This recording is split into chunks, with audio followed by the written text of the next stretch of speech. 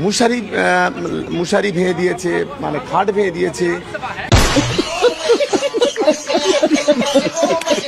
ভাঙড়ের কি পরিস্থিতি আপনি হচ্ছে কি জানছেন, একটুখানি বলুন। দেখুন, গতকাল রাত থেকে সেখানে যে পুলিশের যে তাণ্ডব, এটা আমাদের রাজনৈতিক জীবনে কখনো দেখিনি।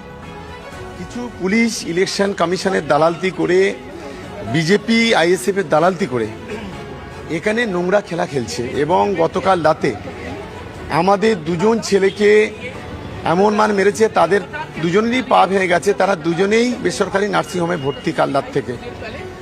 এই নোংরামো গতকাল তাণ্ডব চালিয়েছে, বিভিন্ন জায়গায় মহিলাদের ঘরে ঢুকে মারধর করেছে,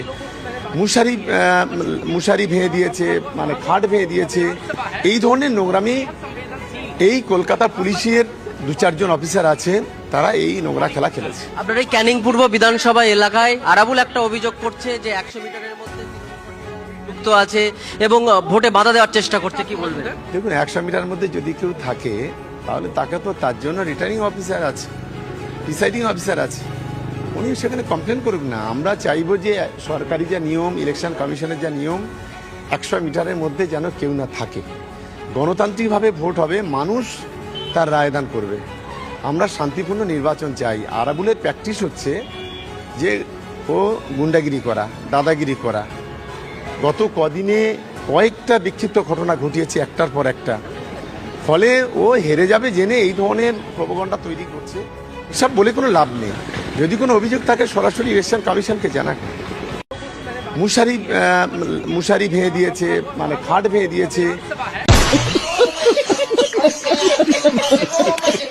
ভাঙড়ের কি পরিস্থিতি আপনি হচ্ছে কি জানছেন, একটুখানি বলুন। দেখুন, গতকাল রাত থেকে সেখানে যে পুলিশের যে তাণ্ডব, এটা আমাদের রাজনৈতিক জীবনে কখনো দেখিনি।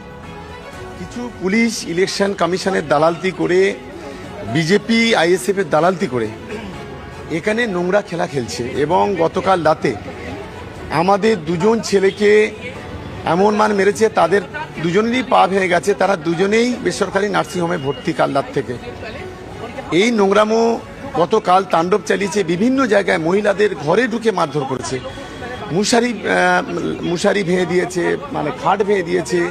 এই ধরনের নোংরামি এই কলকাতা পুলিশের 2-4 জন অফিসার আছে, তারা এই নোংরা খেলা খেলেছে। আপনার এই ক্যানিং পূর্ব বিধানসভা এলাকায় আরাবুল একটা অভিযোগ করছে যে 100 মিটারের মধ্যে যুক্ত আছে এবং ভোটে বাধা দেওয়ার চেষ্টা করছে, কি বলবেন?